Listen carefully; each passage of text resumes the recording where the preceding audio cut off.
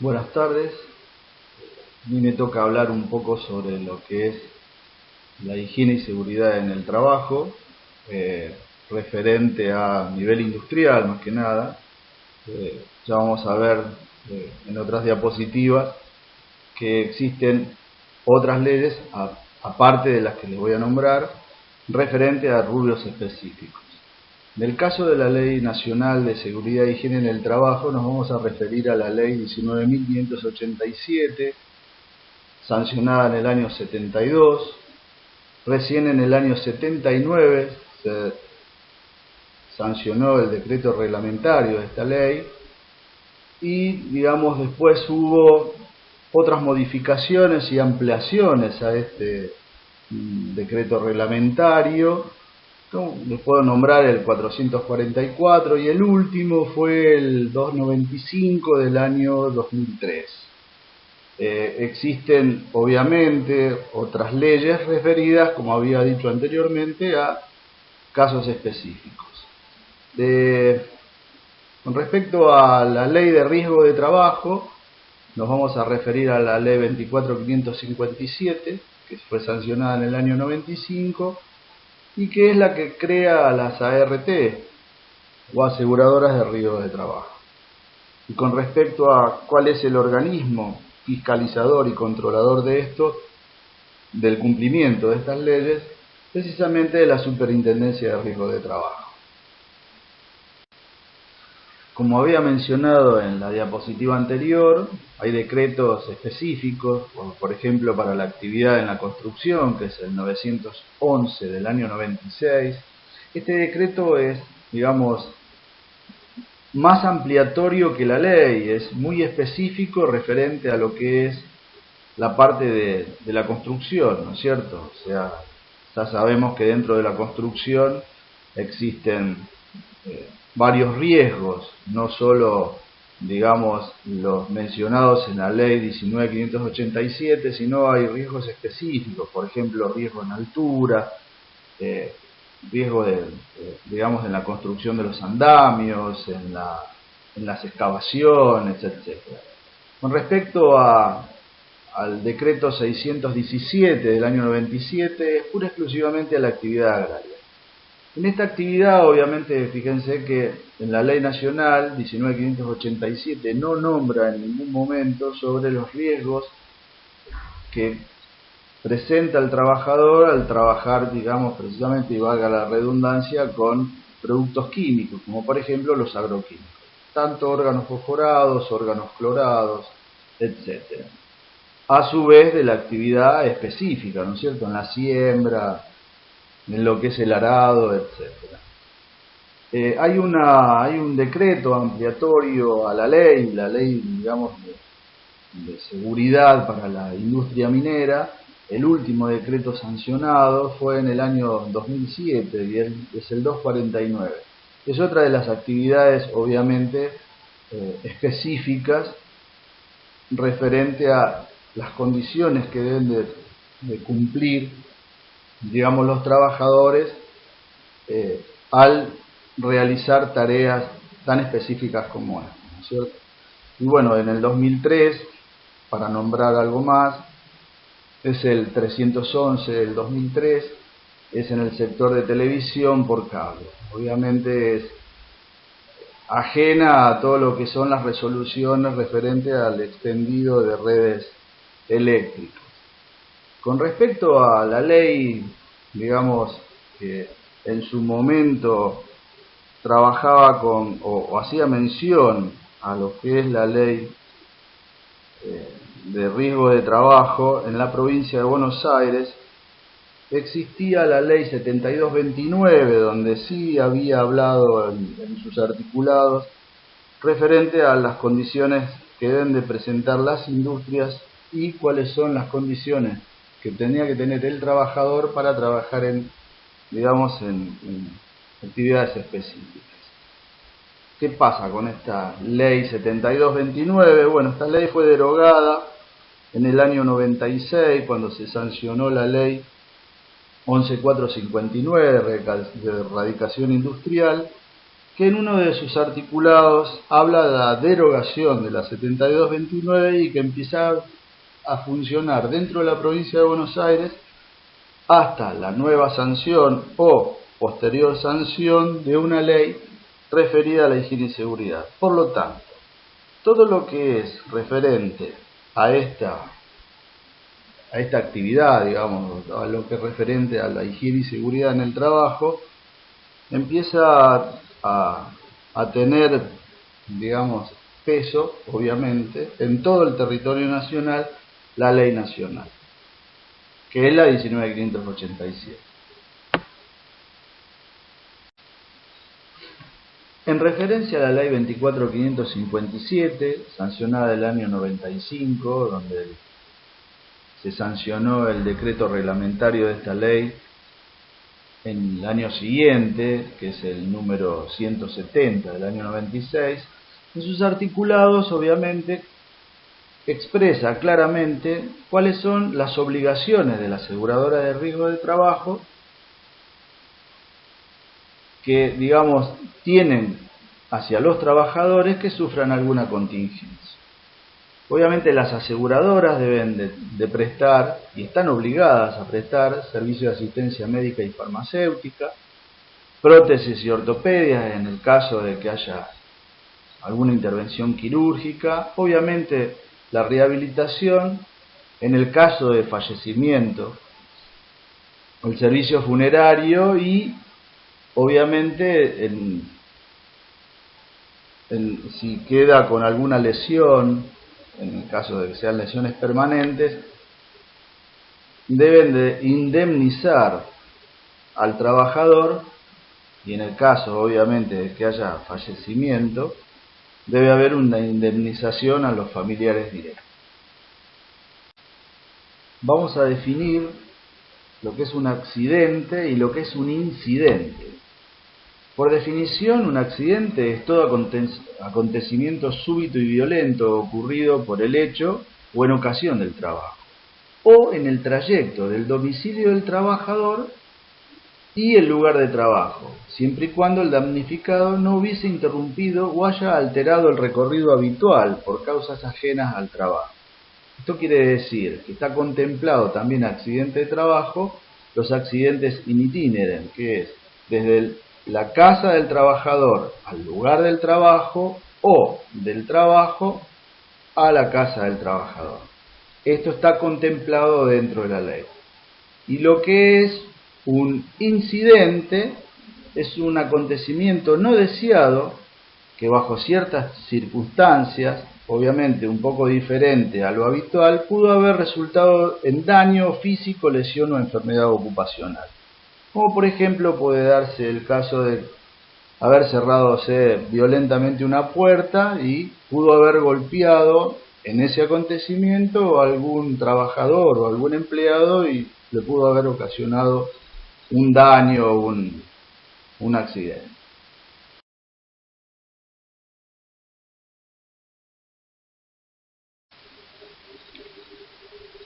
Hay distintos tipos de accidentes. Por ejemplo, los accidentes sufridos en el lugar y durante el tiempo de trabajo.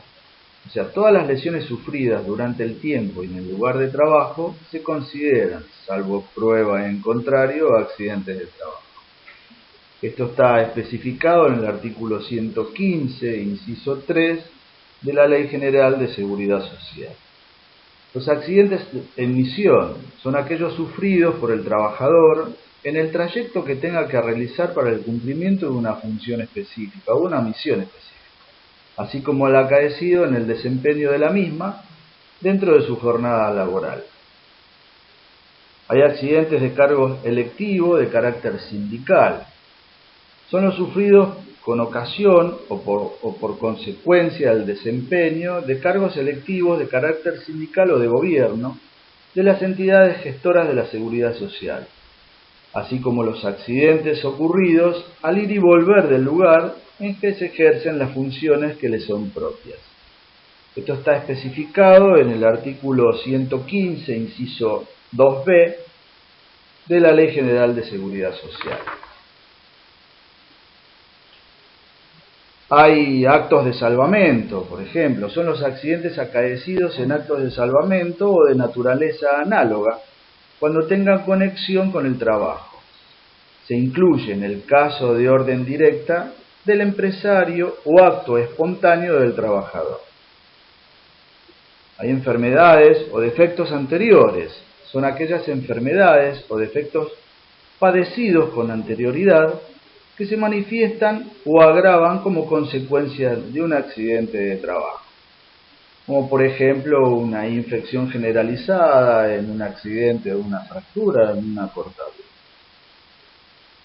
Las enfermedades intercurrentes se entienden por tales las que se constituyen complicaciones del proceso patológico determinado por el accidente de trabajo mismo.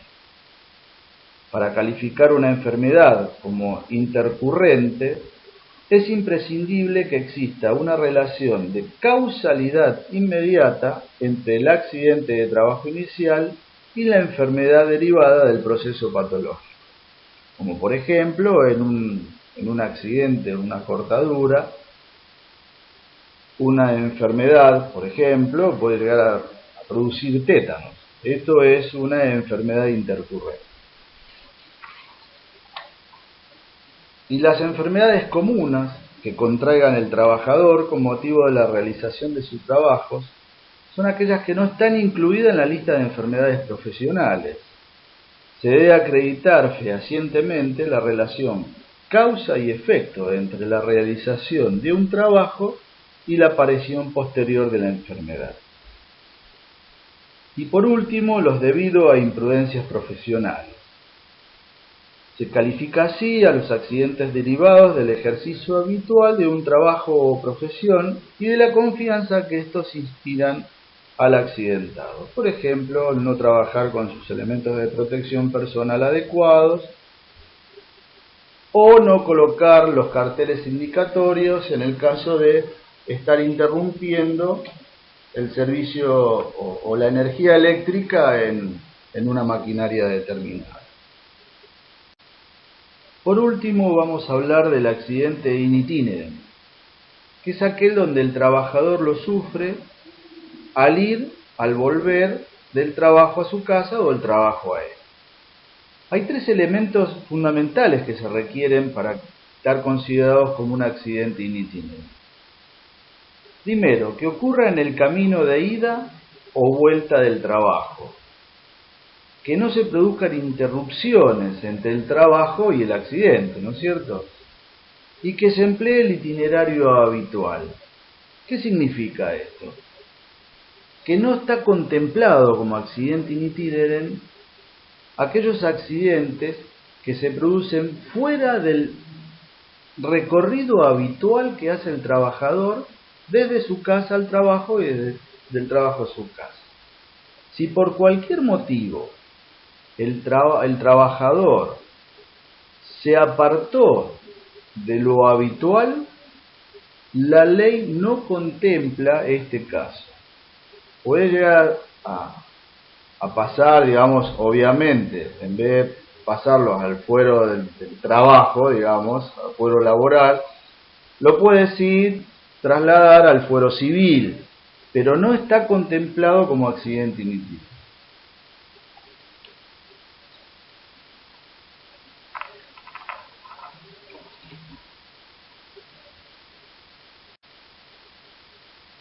La ley no considera accidente de trabajo los accidentes debido a imprudencias temerarias del trabajador. O sea que se considera imprudencia temeraria cuando el accidentado ha actuado de manera contraria a las normas, instrucciones u órdenes dadas por el empresario de forma reiterada y notoria en materia de seguridad e higiene. Si coincide en riesgo manifiesto, innecesario y grave, la jurisprudencia viene entendiendo que existe imprudencia temeraria y no será una imprudencia profesional. Los accidentes debido a dolo del trabajador accidentado, se considera que existe dolo cuando el trabajador, consciente, voluntaria y maliciosamente, provoca un accidente para obtener prestaciones que se deriven de esta contingencia. Los debido a fuerza mayor extraña al trabajo, es decir, cuando esta fuerza mayor sea de tal naturaleza que no guarde relación alguna con el trabajo que se realiza en el momento de sobrevenir el accidente. No constituyen supuestos de fuerza mayor extraña fenómenos como la insolación, el rayo y otros fenómenos análogos de la naturaleza.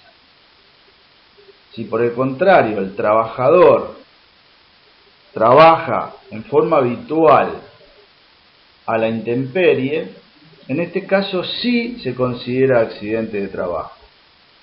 En el caso de atentados terroristas que afectan al trabajador en el lugar de trabajo, no estamos ante un caso de fuerza mayor, sino ante una actuación de un tercero. Los accidentes derivados de la actuación de otras personas son consecuencias de culpa civil o criminal del empresario, de un compañero de trabajo o de un tercero. Constituyen auténticos accidentes de trabajo siempre y cuando guarden alguna relación con el trabajo. El elemento determinante es la relación causa y efecto. Así las bromas o juegos que puedan originar un accidente ocurridos durante el trabajo o los sufridos al separar una riña. Estos sí están considerados, no considerados accidentes de trabajo.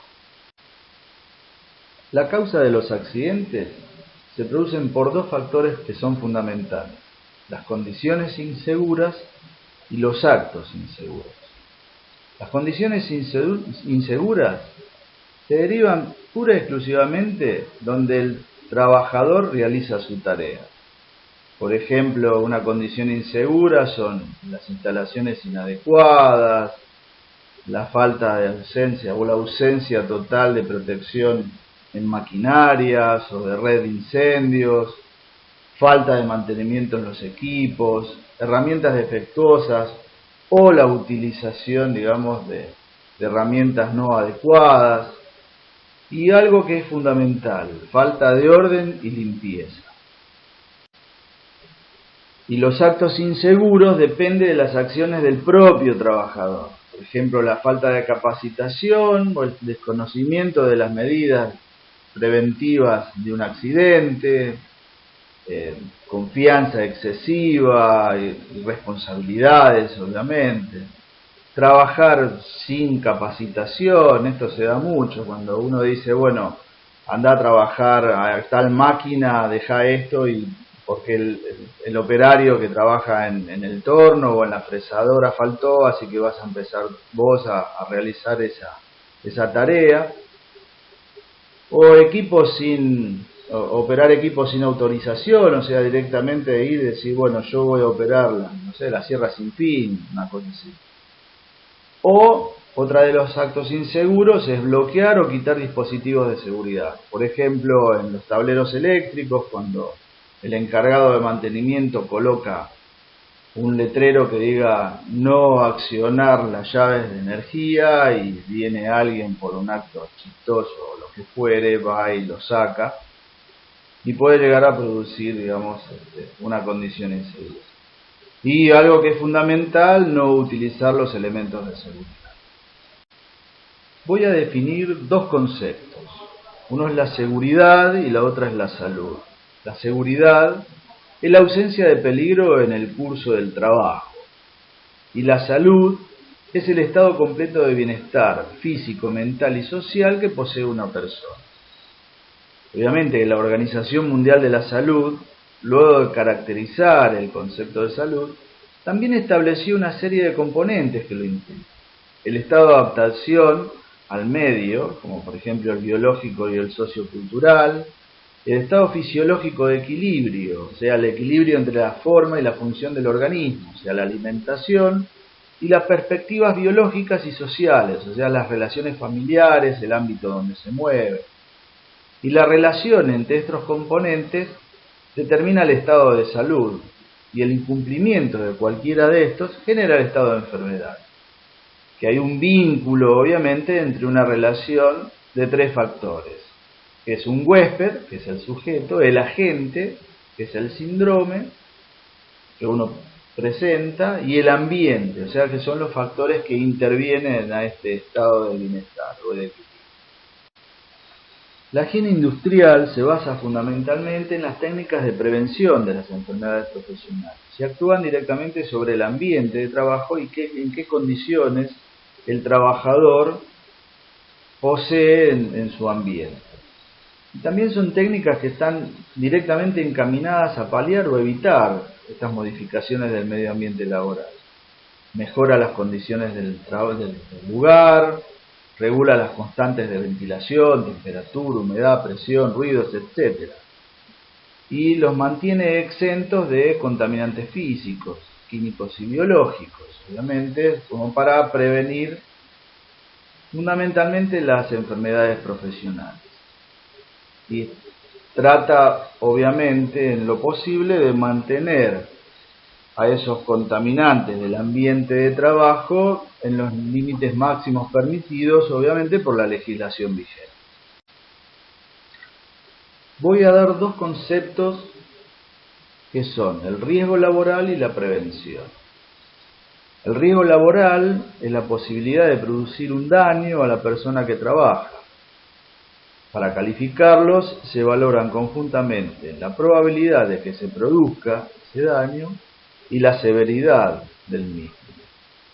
Y la prevención, eso es lo que apuntamos nosotros, es el conjunto de actividades o medidas adoptadas o previstas para todas las fases de la actividad del establecimiento o centro de trabajo, con el fin de evitar o disminuir los riesgos derivados de estos trabajos. Los riesgos se clasifican de la siguiente forma. Grado de riesgo 1, que son condiciones de seguridad. Grado de riesgo 2, que son los contaminantes físicos. Grado de riesgo 3, contaminantes químicos y biológicos. Y grado de riesgo 4, que es la carga de trabajo. El grado de riesgo 1 está relacionado a las condiciones de seguridad de tres tipos de riesgos: riesgo mecánico, riesgo eléctrico y riesgo de incendio. Con respecto a los riesgos mecánicos, está relacionado a máquinas y herramientas, a lo que es la parte de instalaciones, como por ejemplo montacargas, ascensores, puente grúas. Con respecto a lo que es el transporte, obviamente está relacionado a todo lo que es autoelevadores, almacenajes en rack, etc. Y con respecto a lo que es el riesgo eléctrico de incendio, se verán en las diapositivas subsiguientes. Con respecto a las máquinas y herramientas, se relaciona fundamentalmente a lo que es todo lo que está en movimiento, o todo lo que transmite movimiento. Toda la protección necesaria que deben de tener las máquinas, precisamente para evitar un accidente. Y con respecto a lo que es herramientas, no solo son herramientas de mano, sino también las físicas, como por ejemplo fresadoras, taladros, etc. El grado de riesgo 2 habla de contaminantes físicos, como ruidos y vibraciones, iluminación, ventilación, carga térmica, atmósferas distintas a la atmosférica y radiaciones. Los ruidos y vibraciones, la ley estipula que ningún operario debe estar expuesto sin protección por encima de los 85 dBA en nivel sonoro continuo equivalente. Y esto obviamente lo hace y lo debe evaluar un responsable de seguridad y higiene. La iluminación, en este caso, está tabulado en el decreto 351, referente a cada uno de los ambientes de trabajo. Y se mide obviamente en lux. A ver, ¿cuántos lux debe tener ese sector de trabajo? La ventilación no está referida a la ventilación que debe recibir el empleado en este caso, sino está referido a la eliminación de determinados contaminantes del ambiente laboral. Deben ser extraídos por medio de ductos hacia un sistema de tratamiento para ser eliminados a la atmósfera. La carga térmica, tanto frío como calor, ¿sí? Depende de la dirección del flujo calórico en este caso. La carga térmica se mide por medio de un índice que se llama TGVH y me dice, obviamente no lo digo yo, sino lo dice la ley, de cuánto el empleado debe estar trabajando en forma continua o si debe tener un tiempo de trabajo y un tiempo de descanso. Las atmósferas hiperbáricas e hipobáricas generalmente se dan muy poco en lo que son los trabajos habituales, pero sí existen, las hipobáricas a nivel altura, por ejemplo la tienen los pilotos, y las hiperbáricas como por ejemplo la tienen los buzos. Y las partes de radiaciones pueden ser ionizantes y no ionizantes. Y cada una obviamente tendrán las condiciones de seguridad que corresponde de acuerdo a la ley. El grado de riesgo 3 habla de contaminantes químicos y biológicos. Con respecto a los contaminantes químicos, hay un sinfín de contaminantes químicos, pero vamos a nombrar algunos como las sustancias explosivas, los corrosivos, líquidos inflamables, gases tóxicos, materiales oxidantes, etc. Dentro de lo que son los explosivos, podemos hablar de nitrato de amonio, trihidruro de amonio, nitrotolueno, etc. Con respecto a las sustancias corrosivas, pueden ser básicas o ácidas. Básicas pueden ser hidróxido de sodio, hidróxido de potasio, hidróxido de amonio, etc. Con respecto a los corrosivos ácidos, hablamos de ácido clorhídrico, ácido nítrico, ácido sulfúrico, etc. Los líquidos inflamables pueden ser hidrocarburos, pueden ser alcoholes, pueden ser éteres, pueden ser cetonas, etc. Los gases peligrosos, hablando de la peligrosidad, pueden ser ácido cianhídrico, cloro gaseoso, dióxido de azufre, sulfuro de hidrógeno, etc. Y materiales oxidantes, volvemos también como pueden llegar a ser peróxidos, pueden llegar a ser ácidos o oxígeno mismo, solo. Con respecto a los riesgos biológicos, hablamos de virus, bacterias, hongos, parásitos, protozoos, materiales descartables, etc. Generalmente estos riesgos se dan en trabajos en laboratorios medicinales, en sanatorios, hospitales, policlínicos, etc. El grado de riesgo 4 está relacionado a la carga del trabajo. Hay cargas físicas y esfuerzo muscular, carga mental y carga psíquica. Involucra esto las acciones o las exigencias que las tareas impone al individuo. Esfuerzo, manipulación de cargas, posturas, niveles de atención, etc. Precisamente las acciones que hay que emplear es tratar de determinar las cargas de las tareas que el trabajador está expuesto. Y dentro de las cargas de trabajo existe lo que es la ergonomía, que es la adaptación del medio al hombre, ¿no? O sea, esto estudia precisamente la postura de las posiciones incómodas del operario, el levantamiento inapropiado de cargas, los movimientos repetitivos, herramientas inadecuadas, condiciones visuales ineficientes, etcétera. Es una especialización dentro de lo que es la carrera de seguridad e higiene en el trabajo. Voy a definir qué es una enfermedad profesional. Es todo estado patológico derivado de la acción continuada de una causa que tenga su origen motivo en el trabajo o en el medio en que el trabajador se vea obligado a prestar servicio.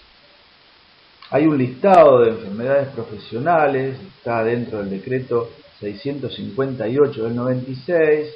Generalmente este listado de enfermedades siempre está abierto, pues se basa fundamentalmente en los datos que publica la Organización Internacional del Trabajo y los que le manda la Organización Mundial de la Salud. Para que exista una enfermedad profesional, debe existir un agente en el ambiente de trabajo que pueda producir daño a la salud. Debe existir la demostración que el contacto entre el trabajador y el agente o condiciones de trabajo sea capaz de provocar daño a la salud. Esto es la exposición, obviamente. Debe haber una enfermedad claramente definida o un daño al organismo de los trabajadores expuesto a los agentes anteriores. Y debe existir pruebas del orden de clínico, patológico o epidemiológico que permitan establecer una relación causa-efecto entre la patología definida y la presencia de los agentes o condiciones anteriores en el ambiente laboral. En lo referente a la seguridad industrial, se habla de riesgo eléctrico, riesgo mecánico, riesgo de incendio, riesgo químico y riesgo biológico.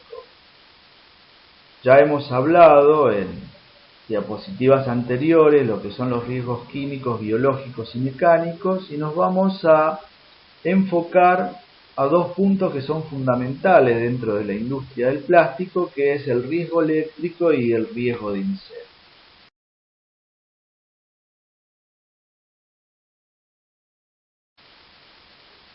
La energía eléctrica se manifiesta en diversas formas físicas, las cuales de encontrar una persona en su camino o proximidades puede ocasionarles un daño. En una primera clasificación, separemos los accidentes ocasionados por contactos con la energía eléctrica de aquellos causados por otros fenómenos, por ejemplo térmicos, fototraumáticos, etc., relacionados con la exposición a otros tipos de energía generados por el funcionamiento normal o averías en instalaciones y equipos. El mero contacto con la energía eléctrica no siempre es causa de accidente o choque eléctrico, ya que este se define como el efecto fisiológico del paso de una corriente eléctrica a través del cuerpo de un ser humano o de un animal.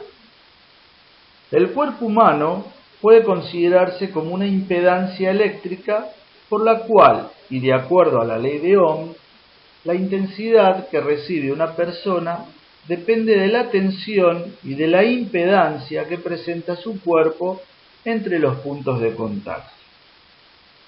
Por lo tanto, cuanto mayor sea la tensión, mayor será la intensidad, siempre que haya suficiente potencial de alimentación.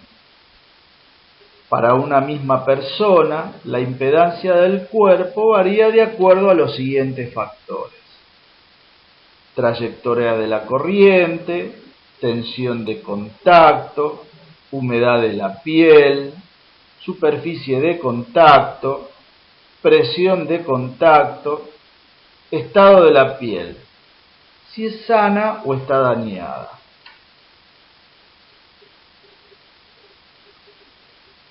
Hay valores estadísticos de la impedancia del cuerpo humano para distintas tensiones de contacto, distintas condiciones de humedad de la piel, si es seca, húmeda, humedecida con agua salada o no, y diferentes superficies de contacto. Por ejemplo, grandes relacionados a 10.000 milímetros cuadrados, medianas a 1.000 milímetros cuadrados y pequeñas de 100 milímetros cuadrados.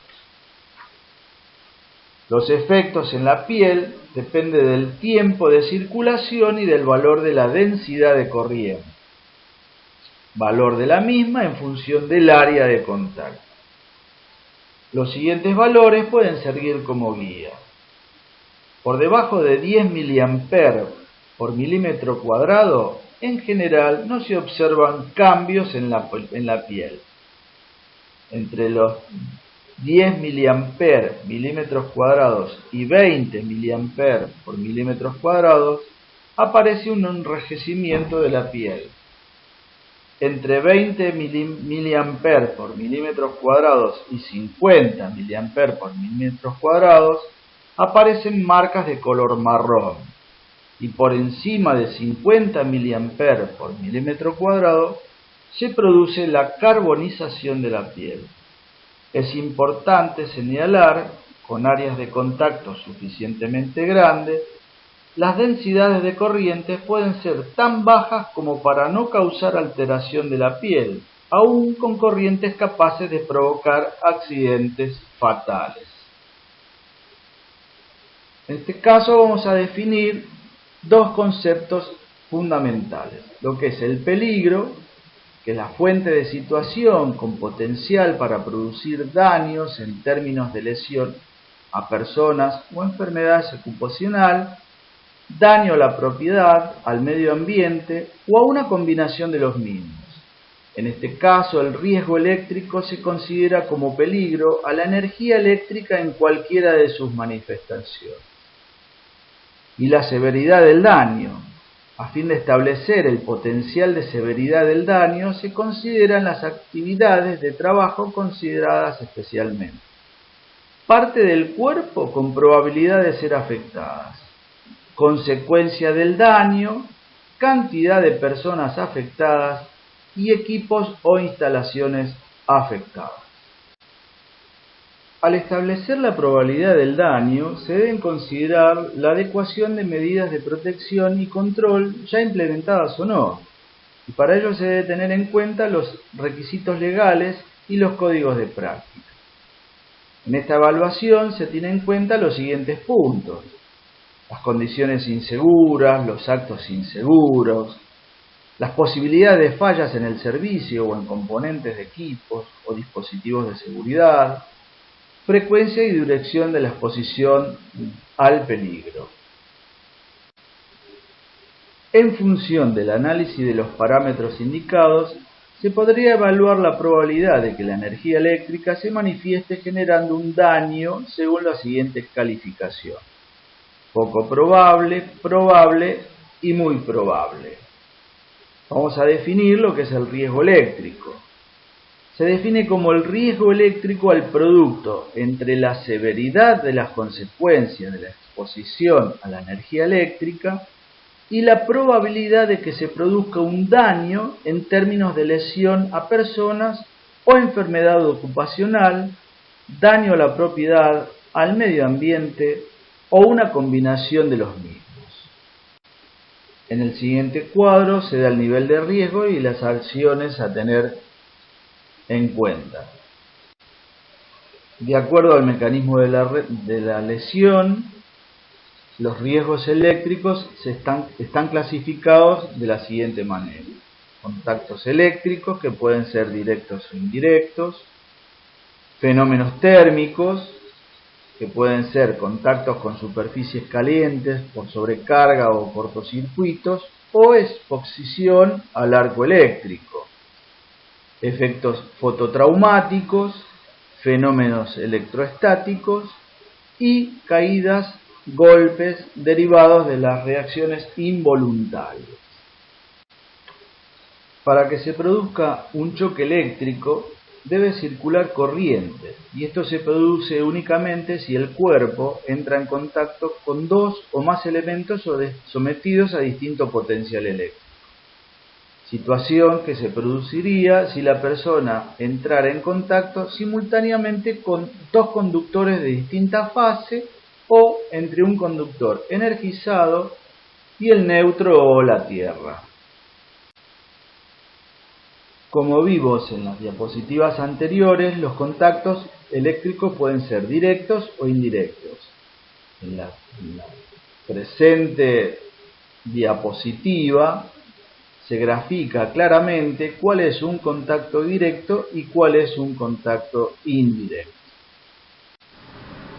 Cuando la corriente eléctrica pasa a través del cuerpo, genera diversos efectos.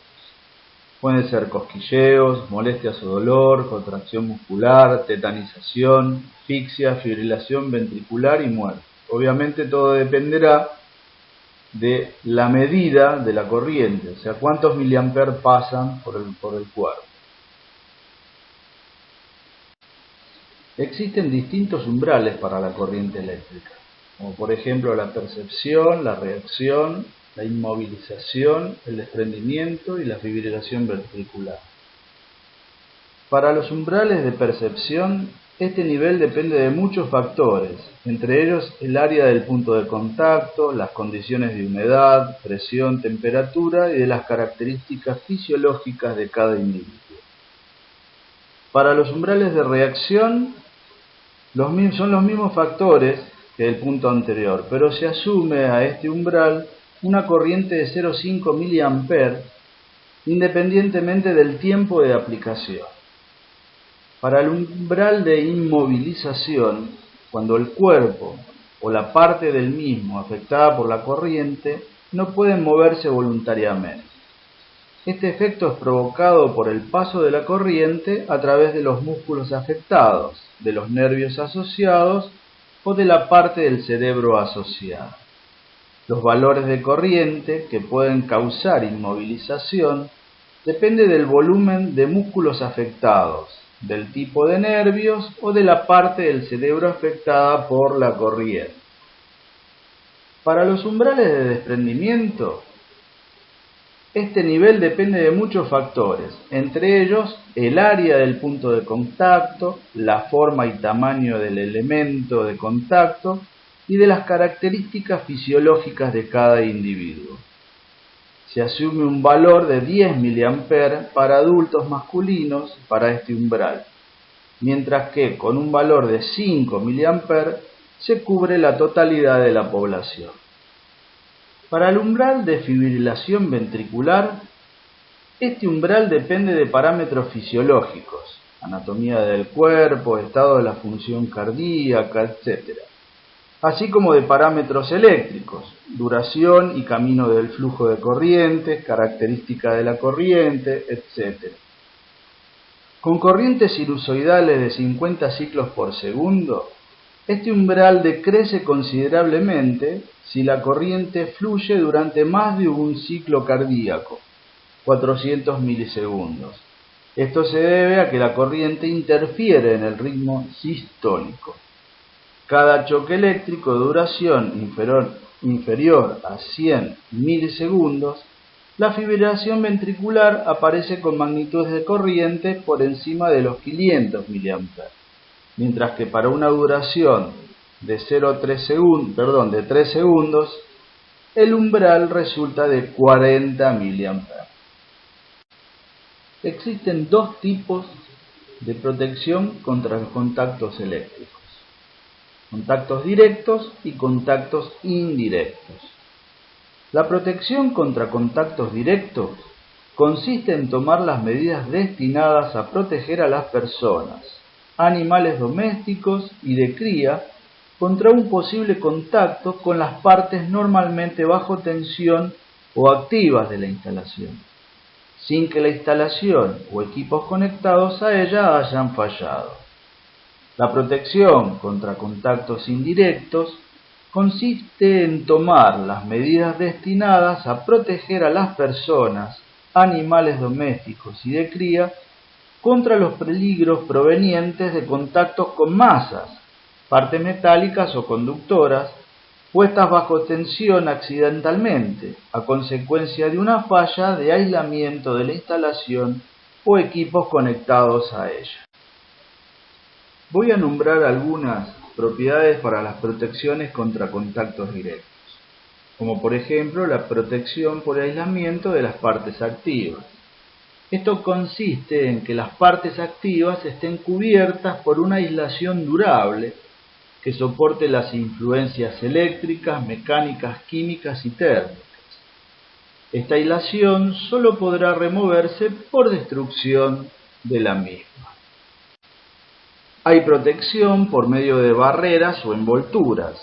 Estos son elementos destinados a impedir todo contacto con las partes activas no aisladas de la instalación eléctrica, cuya robustez y durabilidad suficiente para mantener la protección requerida en las condiciones de servicio normal y teniendo en cuenta las posibles influencias externas.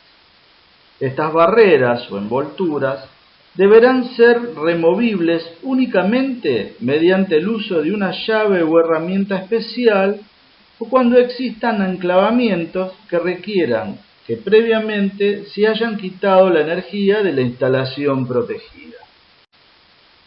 La protección parcial por puesta fuera de alcance está destinada a evitar contactos no intencionales con las partes activas.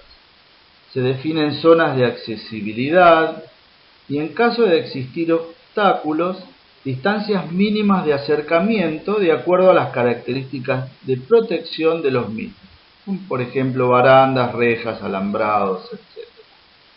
En lugares donde se manipulan objetos conductores de gran longitud o volumen, como por ejemplo caños, escaleras, etc., las distancias se aumentan teniendo en cuenta las dimensiones de estos objetos. Existen reglamentaciones de Asociación Electrotécnica Argentina que determinan distancias mínimas a instalaciones eléctricas en servicio, algunas de las cuales han sido adoptadas total o parcialmente por el ENVE. La protección parcial por medio de obstáculos consiste en la colocación de obstáculos destinados a impedir contactos fortuitos con las partes energizadas de la instalación, pero no contactos voluntarios por una tentativa deliberada de sortear el obstáculo. Estos accesorios pueden ser desmontables sin ayuda de llaves o herramientas, debiendo de tener toda forma estos fijados de forma tal que impida ser retirados involuntariamente. Las protecciones complementarias por dispositivos por corriente diferencial de fuga, estos son los disyuntores diferenciales, toda línea de circuito o circuito que alimente puntos de consumo deben de estar protegidos por un interruptor a corriente diferencial de fuga con una sensibilidad de 30 mA y de actuación instantánea, salvo algunos ejemplos muy específicos citados en la reglamentación para los cuales se especifican medidas adicionales. El empleo de estos dispositivos es reconocido como medida de protección complementaria contra contactos directos accidentales, producidos por fallas de otras medidas de protección.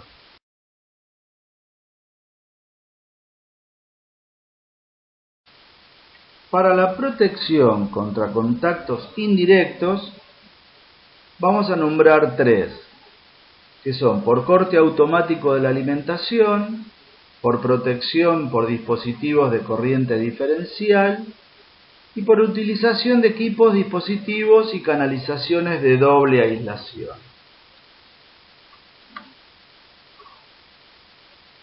El corte automático de alimentación tiene por objeto la interrupción de la energía ante una falla de la instalación, antes que pueda producirse un efecto fisiológico peligroso sobre una persona o ser vivo, de acuerdo a la magnitud y tiempo de la tensión de contacto. Esta medida requiere una correcta actuación, la coordinación del sistema de puesta a tierra y los dispositivos de protección para lograr que la tensión límite de contacto indirecto permanente no sea mayor de 20 volt para locales secos, húmedos y mojados. En la mayoría de las instalaciones, la puesta a tierra de protección en cada inmueble es independiente de la conexión de puesta a tierra de servicio de la empresa distribuidora. Para estos casos, la reglamentación exige que la protección por corte automático de la alimentación sea mediante dispositivos de corriente diferencial y no por dispositivos contra sobreintensidades, debido a la dificultad de obtener los bajos valores de resistencia a tierra de protección que estos requerirían.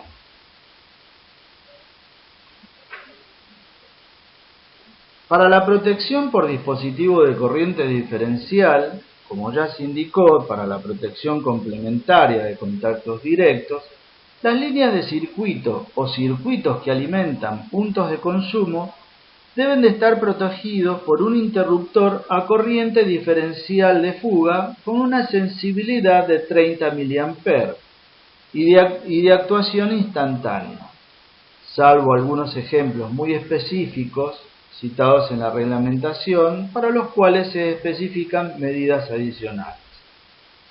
Las partes de la instalación protegidas por un interruptor a corriente diferencial de fuga o disyuntor diferencial con sensibilidad de 30 mA y accionamiento instantáneo deben poseer una resistencia de puesta a tierra para las masas de un valor tal que asegure que la tensión límite de contacto no supere los 20 volts, con un valor máximo de 40 ohms.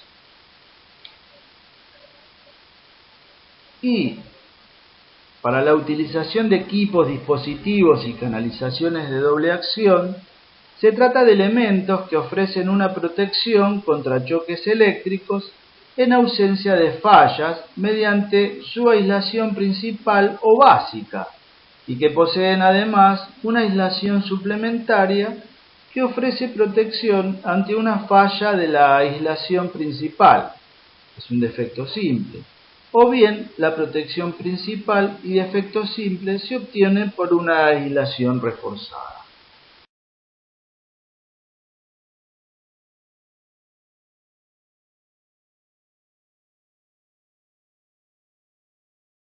El punto 3.6 del anexo 6 del decreto 351 del año 79 se refiere a medidas de protección para eliminar la electricidad estática.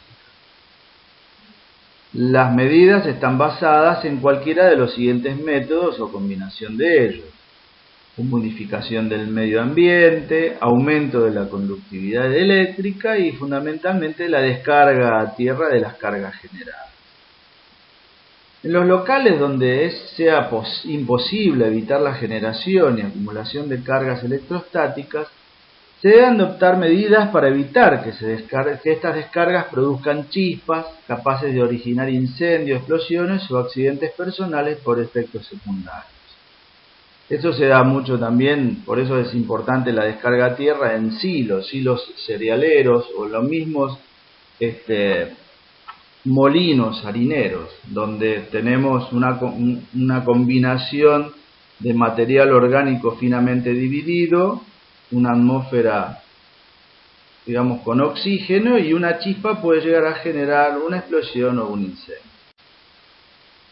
Cuando tenemos fluidos en movimiento, se generan electricidad estática. Por lo tanto, cuando se trasvasan fluidos volátiles de un tanque depósito a un vehículo tanque, la estructura metálica del primero será conectada a la del segundo, y también a tierra si el vehículo tiene ruedas de material aislante, obviamente caucho. Las corrientes estáticas producidas en las transmisiones de correas y poleas, se puede tomar una medida de prevención o de descarga de estas corrientes por medio de peines metálicos colocados precisamente en las correas o en la malla metálica de la transmisión. Se deberá evitar el riesgo de incendio o explosión por la acumulación de la electricidad estática en las operaciones de limpieza de recipientes o tanques que hayan contenido vapores de disolventes inflamables, inertizando previamente el interior. Esto se realiza agregando dióxido de carbono, nitrógeno, o a veces directamente se los inertiza llenándolos con agua. Todo obviamente dependerá del proceso en que queremos inertizar.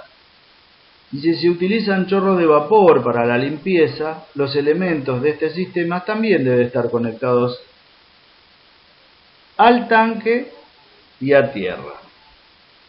Y en los objetos metálicos que se pinten o barnicen con pistolas de pulverización, como hay un fluido en movimiento, también se generan corrientes estáticas. Por lo tanto, estas pistolas también deben estar conectadas a tierra.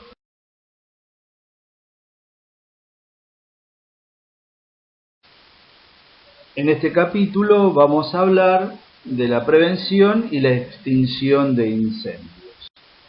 Para que se produzca un incendio se requieren de 4 elementos que son importantes.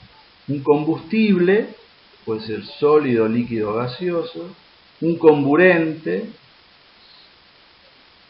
energía, en este caso un aumento de temperatura, y para que prosiga y se siga desarrollando el fuego se requiere de un cuarto elemento que es la reacción en cadena. Los combustibles, también llamados agentes reductores, son materiales que pueden ser oxidados.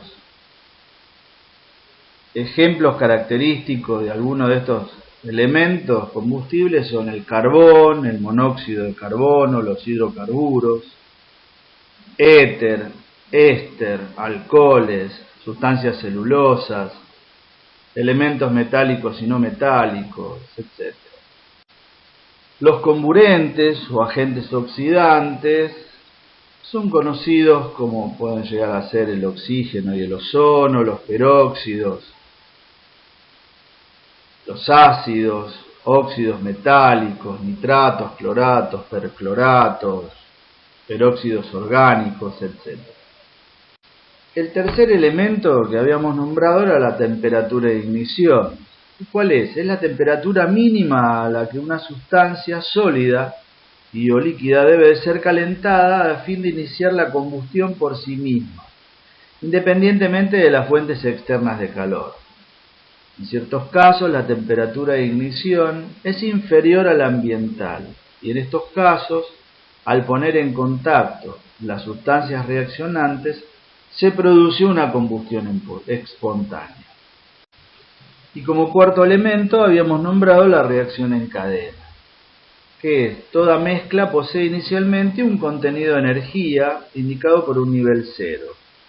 Luego de tratar de activar a la misma y de haberse formado agua y dióxido de carbono en una combustión completa, se determina un nuevo valor de energía a la cual reaccionará o se activará el compuesto. Esta diferencia entre los valores indicados, o sea, el nivel 0 y la reacción, es el llamado calor de reacción.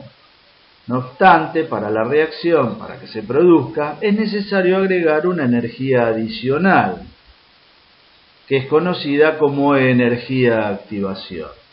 Y esto es lo que genera la reacción en cadena.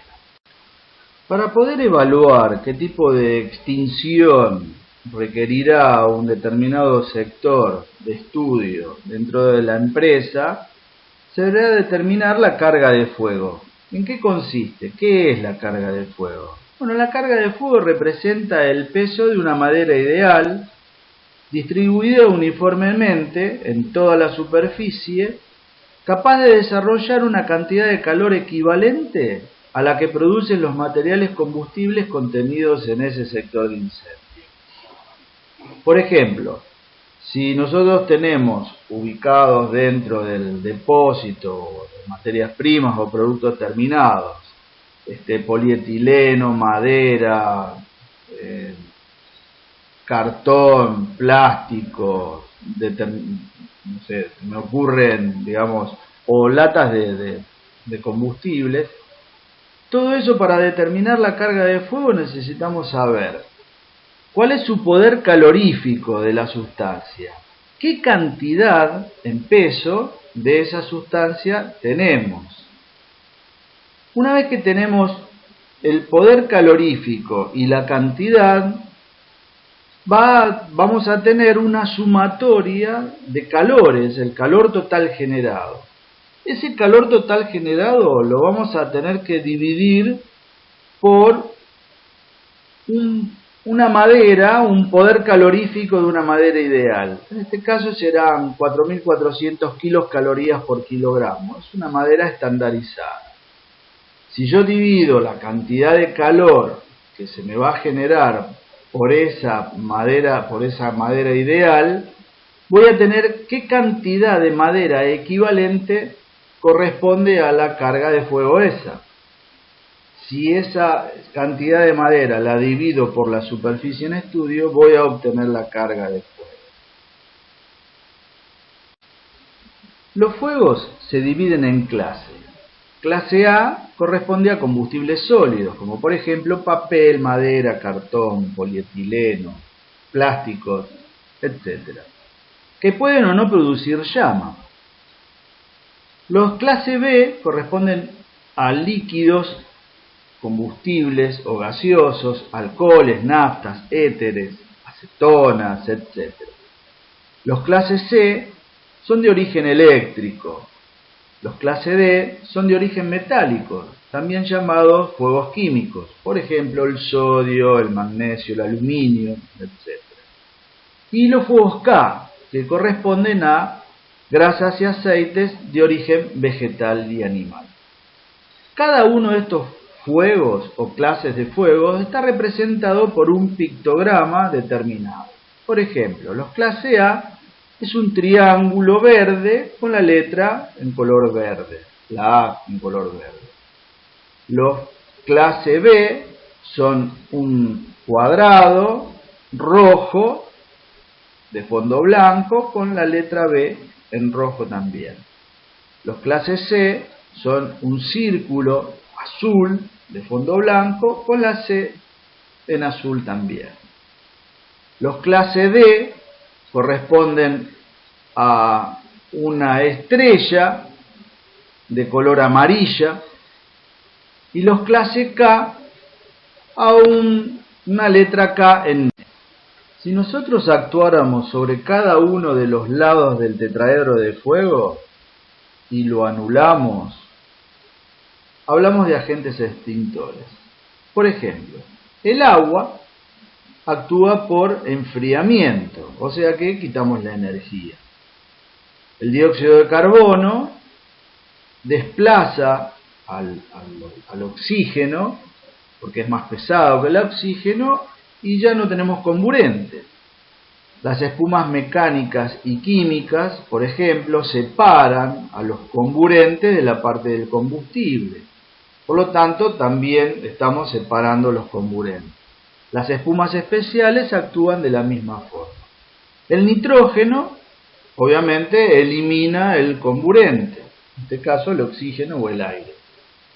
Los polvos secos y químicos, algunos reaccionan con la temperatura generando dióxido de carbono y desplazan lo que es el oxígeno también.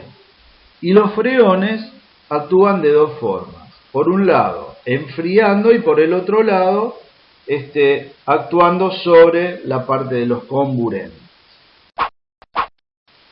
Cuando hablamos de agentes extintores, también tenemos que saber cuál es el potencial extintor de ese matafuego, ¿sí? ¿Qué es un potencial extintor? Es la capacidad de extinción que posee un equipo portátil de acuerdo a su carga, calidad y cantidad para actuar ante un determinado proceso, comprendiendo ello particularmente el material interviniente, es decir, se trate de fuegos A o B. Para ello se utilizan distintos procedimientos de determinación práctica que categorizan a cada tipo de equipo. En un caso, mediante el uso de apilamiento de maderas que están estandarizadas y en otros mediante bateas con combustibles líquidos.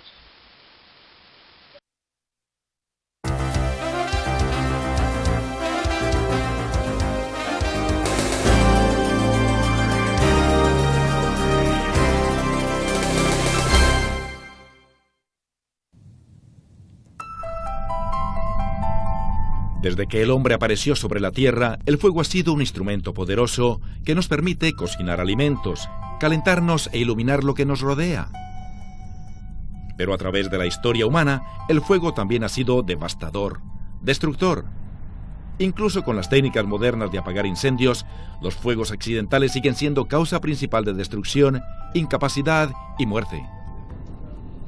Y los fuegos de hoy son más peligrosos que nunca, porque cuando las llamas consumen muebles, alfombras y equipo de oficina, sus respectivos materiales pueden crear infiernos tóxicos que se propagan rápidamente y matan al instante. La mejor manera de luchar contra un incendio es evitarlo, pero primero hay que conocer el origen de las llamas. Todo fuego consta de 3 elementos: calor, combustible y oxígeno. La eliminación de cualquiera de estos elementos lo apaga. Examinemos en más detalles cada elemento.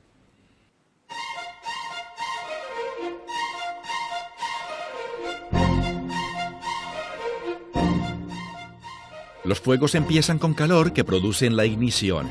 Muchas cosas generan calor, entre ellas llamas al descubierto, circuitos eléctricos defectuosos, equipo recalentado en exceso y superficies recalentadas no protegidas. Una vez que algo comienza a arder, produce más calor, agrandando el fuego. Siempre que haya suficiente combustible y oxígeno, el incendio seguirá extendiéndose. El combustible abarca sólidos como papel, madera y algunos metales, líquidos inflamables y gases que arden. Los vapores que despide un material inflamable o combustible, mezclados con el oxígeno del aire, producen llamas. Algunos materiales sueltan vapores inflamables constantemente, en tanto que otros tienen que calentarse. Por ejemplo, para que comience a arder un leño, hay que aplicarle calor. El calor de las llamas entonces hace que la madera se descomponga, creando cenizas y vapores inflamables. Estos vapores se mezclan con el oxígeno del aire, produciendo más llamas. Mientras más oxígeno haya, mayor será la cantidad de combustible que arderá. Por eso es que abanicar el fuego lo hace más intenso. Según se extiende el fuego, comienza a atraer oxígeno del aire circundante, lo que hace arder aún más combustible. De ahí que un incendio se descontrole rápidamente, consumiéndolo todo en su camino. Todo fuego prosigue hasta que se agote el oxígeno, se suprime la fuente de calor o se consume todo el combustible. El combustible que arde es lo que determina la clase de agentes extinguidores que se usan para apagarlo. Es un punto crítico porque aplicar un material indebido empeora la situación.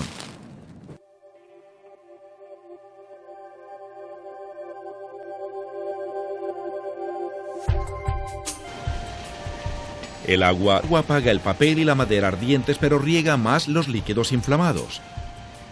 El agua también conduce electricidad, así que no puede usarse donde entraría en contacto con alambres electrificados o equipo eléctrico. Para identificar los distintos tipos de materiales que arden e indicar cuáles sustancias pueden usarse para extinguirlos, los fuegos se dividen en 4 clases: clase A, B, C y D. Los incendios de clase A son combustibles de uso cotidiano, como papel y madera, y se apagan a menudo con agua, que enfría los materiales que arden. Los incendios de clase B son de gases y líquidos inflamables. Algunos productos de limpieza y artículos de plástico se consideran materiales de clase B. Los fuegos de esta clase normalmente se apagan aplicando espuma química que cubre el área y corta el abasto de oxígeno.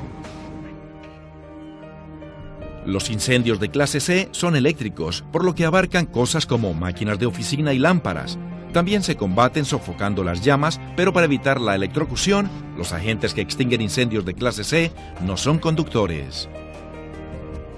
Los fuegos de clase C son de metales combustibles como potasio, sodio y magnesio. Lo más probable es que usted nunca se encuentre con un incendio de clase D, pero en tal caso, no intente apagarlo. Para controlar un incendio, la primera línea de defensa es generalmente un sistema de riego. Hay distintos tipos de sistema de riego antiincendios, pero los más usados en oficinas sofocan fuegos de clase A con mucha agua.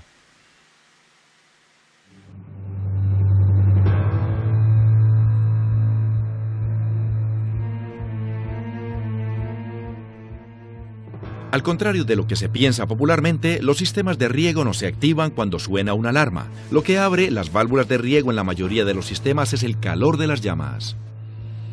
Los sistemas de riego no están diseñados para apagar incendios, pero sí sofocan llamas y controlan su propagación. Ello permite la evacuación del personal y da al departamento de bomberos una buena oportunidad de salvar el edificio.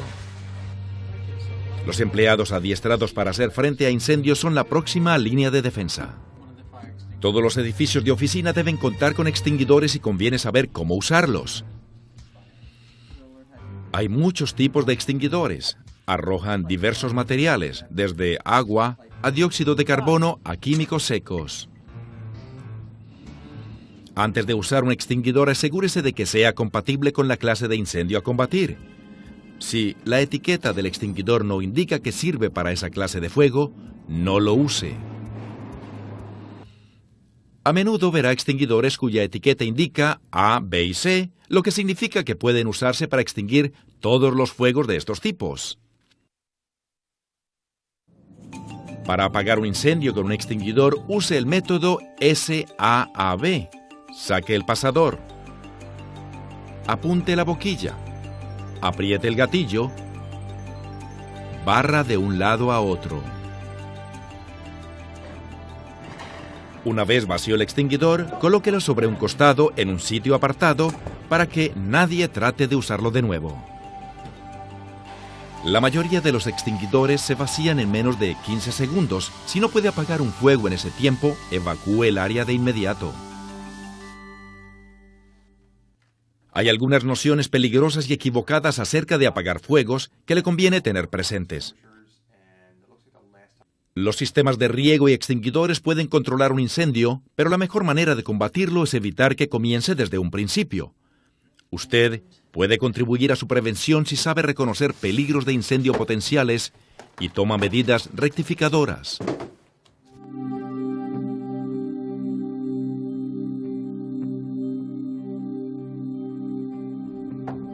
Los descuidos al fumar han sido tradicionalmente causa principal de incendios tanto en el trabajo como en el hogar.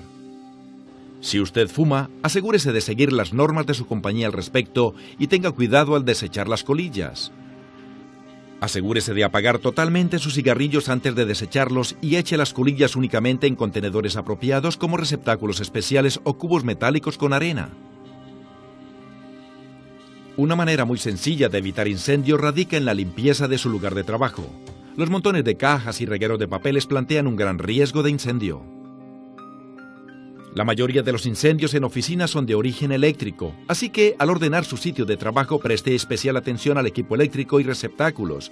Lo más peligroso es que el equipo se recaliente y los circuitos se sobrecarguen.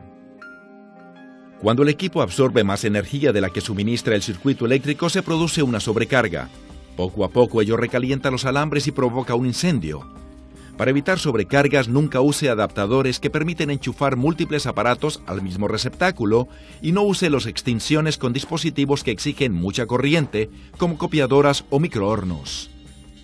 Otro problema con las extensiones es que uno tiende a usarlas como solución permanente y con el tiempo la extensión se puede deteriorar y agrietar, así que quítela tan pronto sea posible. Asegúrese también de que el equipo de oficina que use esté en buenas condiciones de funcionamiento. Préstele especial atención a los cordones de enchufar y asegúrese de que no estén agrietados o desgastados. Esté atento a otro problema, el recalentamiento. Ocurre usualmente con aparatos de equipo de oficina antiguos, ya que los componentes electrónicos se van descomponiendo con el tiempo. Si sale humo o tiene olor a quemado, desenchúfelo y avísele a su supervisor inmediatamente. También tenga cuidado al usar electrodomésticos como cafeteras y hornillos de tostar. Los electrodomésticos de este tipo deben usarse únicamente en las salas de descanso y cocinas, pues tales lugares están construidos para evitar la propagación de incendios. Es peligroso usar calentaplatos o calentadores de tazas en su oficina. Es fácil que queden cubiertos de papel y otros trastes. Si se le olvida apagar uno de estos aparatos, lo más probable es que nadie se dé cuenta hasta que ya sea demasiado tarde. Al irse del trabajo al final de la jornada, recuerde hacer una inspección de prevención de incendios en su área de trabajo. Asegúrese de que todo esté en orden, apague el equipo de oficina que no se esté usando y desenchufle los tostadores, cafeteras y otros aparatos. Por muchas precauciones que tome, siempre es posible que se declare un incendio. Es en estos casos cuando las alarmas y detectores de humo pueden salvar vidas.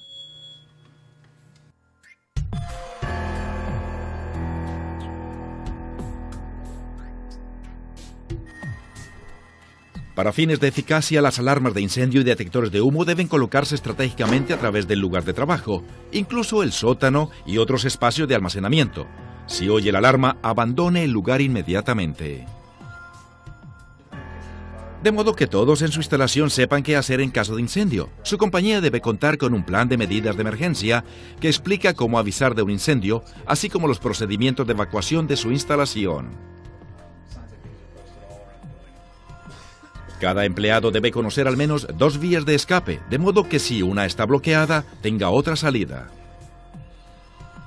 Siempre fíjese que las vías de evacuación estén despejadas y asegúrese de que todas las puertas de salida puedan abrirse desde adentro. Si no, usted podría verse atrapado. El plan de medidas de emergencia de su instalación también indicará un punto de reunión al cual usted debe presentarse, así como una manera de saber a ciencia cierta dónde se encuentran todos los empleados. El punto de reunión debe estar a buena distancia del edificio, en un lugar que no interfiera con el personal de emergencia y que no esté a la intemperie si es posible. En algunos edificios de gran altura, los empleados recibirán instrucciones de evacuarse a áreas seguras dentro de la estructura. Ello contribuye a organizar la evacuación y evita que se aglomeren centenares de personas en las escaleras a un tiempo. El plan de medidas de emergencia también indicará modos de ayudar a evacuar a personas con impedimentos físicos. Al sonar una alarma de incendio, siga las siguientes normas básicas. Primero, siempre evacúe, aunque crea que es solo un ensayo. Mantenga la calma, camine, no corra y nunca se abra paso a empujones. Siga la vía de evacuación especificada de antemano, pero esté alerta a todo peligro. Nunca use un elevador para escapar de un edificio incendiado. Podría quedarse atrapado en el elevador en caso de un apagón. Vaya por las escaleras, pero tenga cuidado al aproximarse a puertas cerradas. Antes de abrirla, asegúrese de que la puerta no esté caliente al tacto. Compruebe la temperatura de la puerta con el dorso de la mano, que es más sensible al calor que la palma. Nunca abra una puerta caliente. Es probable que haya fuego al otro lado. Cuando un edificio está incendiado y el humo se acumula rápidamente, es imposible ver. Así que reconozca su vía de evacuación a ciegas. Como el humo sube, aproxímese al piso para no respirarlo. Cúbrase la cara con una tela mojada si es posible y no respire profundo. El humo puede matar, sobre todo si contiene sustancias tóxicas, así que procure aire limpio rápidamente y entonces busque atención médica. Si su ropa se incendia, no eche a correr, ya que eso alimentará las llamas. Más bien, recuerde esta simple frase. Deténgase, tírese al suelo y ruede. Échese al suelo, pegue los brazos y piernas al cuerpo, cúbrase la cara con las manos y ruede de un lado a otro hasta sofocar las llamas. Recuerde que la mejor manera de combatir un incendio es evitarlo desde un principio. Repasemos lo que debemos hacer. Busque posibles fuentes de inflamación y notifique de situaciones peligrosas. Si observa un peligro eléctrico, apague o desconecte la electricidad de inmediato y luego notifique a su supervisor. Fume únicamente en áreas designadas. Asegúrese de apagar bien los cigarrillos y desechar las colillas debidamente. Conozca sus vías de evacuación, fíjese que estén despejadas y asegúrese de que todas las puertas de salida puedan abrirse desde adentro. Si descubre un incendio, haga sonar la alarma y salga para afuera. La mayoría de los fuegos sí pueden evitarse. Claro, siempre es posible que se declare un incendio, pero al mantenerse alerta y seguir el plan de medidas de emergencia de su compañía, usted puede estar seguro de no salir quemado.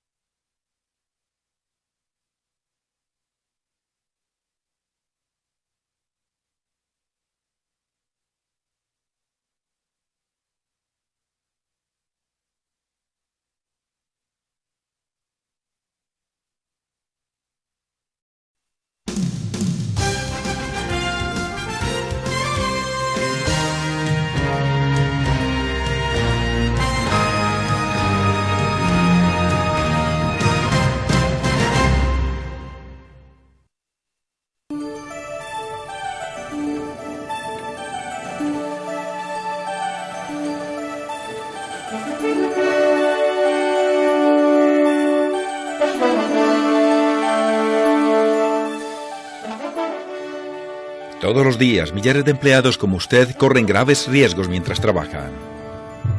Los peligros que afrontan varían desde piezas de maquinaria capaces de causar lesiones hasta sustancias cáusticas y objetos que caen.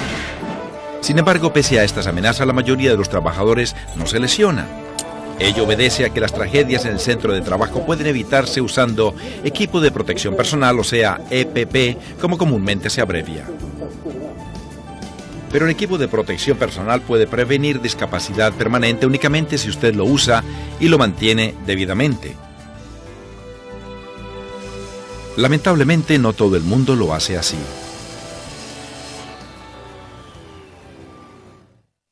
Aun cuando se utilice toda la protección disponible, las estadísticas de la Administración de Salud y Seguridad Ocupacionales, OSHA, demuestran que las lesiones en el trabajo siguen siendo muy frecuentes. En respuesta a este patrón de lesiones, la OSHA formuló en 1994 una serie de estándares para el equipo de protección personal. El primero de estos estándares, la regla 29 CFR 1910.132, detalla los requisitos generales para toda clase de EPP. Luego vienen 6 estándares que abarcan tipos específicos de equipos de protección. La OSHA estima que gracias a estos estándares, los centros de trabajo sí son más seguros. De esta manera se evita anualmente la pérdida de 4 vidas y 712.000 días de trabajo. Conforme a este programa, usted aprenderá la selección, uso, mantenimiento y adiestramiento del EPP. Empecemos por echarle un vistazo a la regulación 29 CFR 1910.132, la cual contiene ciertos requisitos para todo el equipo de protección personal. La regulación 29 CFR 1910.132 establece el uso obligatorio del EPP apropiado cada vez que usted tropiece con condiciones peligrosas. Estas situaciones abarcan procedimientos peligrosos, tales como tareas de línea de montaje y carpintería, los peligros ambientales, o sea, cualquier aspecto de un sitio de trabajo que pudieran ocasionar lesiones, incluso objetos que caen, contaminantes peligrosos y pozos al descubierto. Peligros químicos, tanto las sustancias que pudieran lesionarle rápidamente y cosas que a largo plazo pudieran afectar su salud. Peligros radiológicos, categoría que abarca todas las fuentes de radioactividad. E irritantes mecánicos, que son cualquier objeto que pudiera perforarle o cortarle la piel. Cada vez que esté presente alguna de estas condiciones, su empleador deberá proporcionarle equipo de protección personal que sea apropiado para sus condiciones de trabajo, esté debidamente mantenido y sea higiénico. El estándar también exige darle a usted adiestramiento en EPP. Tras completar esta instrucción, usted deberá saber cuándo es necesario el EPP, qué tipo de EPP se requiere para su trabajo, cómo ponérselo debidamente, quitárselo, ajustárselo y llevarlo puesto, las limitaciones de su EPP y el debido mantenimiento, vida útil y desecho del EPP. También deberá usted recibir readiestramiento en estos aspectos cada vez que su empleador lo estime necesario. Conforme al estándar sobre la cara y los ojos, 1910.133, usted deberá usar equipo de protección apropiado cuando estén presentes peligros a la cara y los ojos. En muchos casos, ello significa ponerse anteojos de seguridad. Como están equipados con lentes resistentes a astillarse, son necesarios donde quiera que pudiera haber partículas saltantes. Si bien los lentes en anteojos de seguridad pueden protegerlo contra impactos frontales, los ojos también necesitan protección lateral. Ello se consigue igualmente con protectores laterales. Si usted trabaja cerca de fuentes intensas de luz, como sopletes de soldadura, sus anteojos de seguridad deberán tener filtros ópticos especiales. Estos lentes vienen con numerosos indicadores de protección para diversos tipos de luz. Los números indicadores siempre deben corresponder a la intensidad de la fuente ilumínica. Las salpicadoras de químicos líquidos exigen más protección de las que pueden dar los anteojos de seguridad. En tales casos es necesario usar gafas protectoras. Estas deben ajustarse firmemente para proteger el entorno ocular desde todos los ángulos. Tenga cuidado si necesita ponerse gafas por encima de lentes graduados. En tal caso, usted deberá usar protección ocular que, incorpore la graduación de su diseño o bien se ponga por encima de los lentes graduados sin perturbar la correcta posición de estos ni la de los anteojos protectores. Si usted usa lentes de contacto, entérese de las políticas de su compañía al respecto. Cualesquiera que sea el tipo de EPP que necesite para la cara y los ojos, debe llevar marcas que identifiquen fácilmente su fabricante. Estas marcas le permitirán a su empleador identificar en un instante la protección ocular de los trabajadores. Así, si alguien no está usando el debido tipo de protección ocular, puede proporcionársele el EPP antes de que ocurra un accidente. El aire en algunos entornos de trabajo contiene peligros como polvo, niebla, humos y vapores. Para trabajar con seguridad en tales espacios, usted necesitará un aparato respiratorio. Estos son de 3 tipos: máscaras desechables, aparatos respiratorios purificadores de aire, RP, y aparatos respiratorios con suministro de aire, SAR. Los aparatos desechables son los más sencillos de los 3. Están hechos de fibra que atrapan los contaminantes del aire y evitan que las partículas peligrosas le entren en la nariz y los pulmones. Sin embargo, en algunos casos los químicos son tan fuertes o concentrados que las máscaras desechables no pueden contra ellos.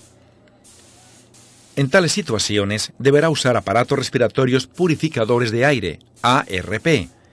Los ARP vienen en modelos de cara entera y media cara y atrapan los contaminantes en cartuchos filtrantes desechables que capturan los gases y vapores mediante sistemas químicos antes de respirarse. Para facilitar su selección, los cartuchos filtrantes están codificados por color e identificados con etiquetas aprobadas por el Instituto Nacional de Salud y Seguridad Ocupacional, NIOSH. Pregúntele a su supervisor cuáles filtros exigen en su entorno de trabajo. Por muy confiables que sean los APR, hay condiciones que no son capaces de resolver.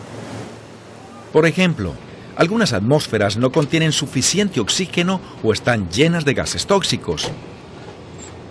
En tales ambientes hay que usar aparatos respiratorios con suministro de aire SAR. Estos proporcionan aire puro mediante tanques a presión. Hay 2 tipos de SAR, los aparatos respiratorios autónomos SCBA y los aparatos respiratorios suministrantes de aire SAR. Los SCBA usan un tanque de aire portátil que se lleva sujeto a la espalda. Por otra parte, los SAR suministran aire a través de un tubo largo desde un punto de abasto a cierta distancia. Cada tipo de aparato respiratorio tiene sus propias ventajas y desventajas. Moverse con un tanque SCBA a la espalda resulta ser a menudo más cómodo que arrastrar una manguera larga de SAR. Sin embargo, el punto débil del SCBA es que el suministro de aire se limita a la cantidad de aire que uno puede llevar consigo. Por otra parte, si bien los SAR sí restringen sus movimientos más que los SCBA, con los respiradores suministrantes de aire no tienen que cargar un tanque a la espalda. Y como que un auxiliar puede cambiarle de tanque mientras usted trabaja, usted puede llevar un SAR durante mucho más tiempo que un SCBA. No importa la clase de aparato respiratorio que use, su departamento de seguridad le examinará periódicamente para fijarse que le ajuste bien. Es lo que se llama una prueba de ajuste. Recuerde que hasta una ranurita puede permitir la entrada de contaminantes. Por esa razón, siempre tome en serio las pruebas de ajuste, ya que son para protegerle. La regla 29 CFR 1910.135 establece que usted deberá llevar puesto un casco protector siempre que haya peligro de objetos que caigan. Ello significa, específicamente, ponerse un casco duro. Esto le puede proteger de objetos que caen o saltan, salpicaduras químicas y metal derretido. Todo el que trabaje cerca de alambres eléctricos expuestos que pudieran tocarle la cabeza deberá usar un casco duro diseñado contra el peligro de corrientazos. Las gorras ligeras antigolpes pueden usarse para protegerle en áreas donde haya peligro a la altura de la cabeza. Pero nunca use una gorra antigolpes para sustituir un casco duro, porque tales gorras no dan el mismo nivel de protección. En promedio, cada persona da 18.000 pasos al día, y con cada uno de ellos corre peligro de resbalar, dar un traspié o caer. En el trabajo, usted puede evitar estos accidentes usando calzado de seguridad con suela antirresbalante. Para los mejores resultados, ese calzado debe estar diseñado para la superficie en que usted trabaje. Las suelas de caucho blando son buenas para superficies secas, pero pudieran no ofrecer tracción adecuada en superficies mojadas o grasientas. Las suelas de caucho duro son ideales para concreto o madera grasientos, pero pudieran ser menos eficaces cuando estos materiales estén mojados. Las suelas hechas de caucho sintético o compuesto de caucho natural son seguras para la mayoría de las condiciones superficiales. Un aspecto importante del calzado de seguridad es la punta metálica protectora para los dedos de los pies. Son indispensables cuando pudiera haber peligro de objetos que caigan. Las placas metálicas en la entresuela del calzado pueden evitar perforaciones. El calzado de seguridad también puede llevar aislamiento contra calor, frío o peligros eléctricos. A diferencia de las otras regulaciones que hemos examinado, la 1910.137 va más allá del equipo de protección personal. La 1910.137 trata de todos los aspectos de la protección contra electricidad, incluso los tubos que llevan alambres eléctricos y las alfombrillas de material aislante. Sin embargo, a los efectos de este programa solo trataremos con el EPP indicado en la sección 1910.173, guantes y mangas de caucho. Todo el EPP antieléctrico que usted se ponga deberá reunir los siguientes requisitos. Los guantes y mangas deben producirse mediante el proceso sin costuras para evitar que el caucho se raje cuando usted lo flexione. Las limitaciones de protección, como el voltaje máximo con que puede usarse cada equipo, deberán indicarse claramente en el EPP. Todo el EPP antieléctrico deberá ser capaz de resistir los voltajes de prueba AC y DC que se especifican en el estándar. La selección del EPP antieléctrico correcto es, sin embargo, solo la mitad de la batalla. Para estar siempre seguro, usted también tiene que ocuparse de cuidarlo. Por eso es importante inspeccionar su EPP antieléctrico en busca de defectos, al principio de cada jornada de trabajo e inmediatamente después de cualquier incidente que pudiera haberle dañado. Si su EPP sí está defectuoso, deberá retirarse del servicio de inmediato y verificársele su capacidad de aislamiento. Si está tan dañado que no es posible repararlo, el EPP deberá desecharse. Sus manos y dedos son instrumentos muy valiosos, los más valiosos que tendrá en su vida, así que usted necesita protegerse con guantes. Los guantes de tela protegen contra peligros físicos menores como la suciedad, las astillas y raspones. Estos son buenos para trabajos fáciles como jardinería. Los guantes de cuero y los aluminizados protegen contra chispas y hojuelas metálicas, así como contra el calor moderado. Los guantes de malla metálica le protegen las manos de materiales con bordes afilados. Otros guantes ofrecen protección contra los peligros a la salud. Por ejemplo, los guantes de látex desechables le protegen contra la sangre y otras sustancias corpóreas. Los guantes de caucho contribuyen a protegerle las manos contra salpicaduras de ácido y corrientazos. Los guantes de plástico le protegen las manos de materiales corrosivos. Algunas tareas pudieran exigir protección más especializada para las manos. Los dispositivos protectores de brazos y muñecas, las cintas y los resguardos para dedos y almohadillas de mano pueden ahorrarle cortadas, golpes y dolor de contusiones. No importa cuál sea el tipo de EPP que usted se ponga, asegúrese de que le ajusta correctamente. Si le queda demasiado suelto, podrá engancharse en maquinaria o bien dificultar la manipulación de objetos pequeños. Si le aprieta demasiado, puede cortarle la circulación.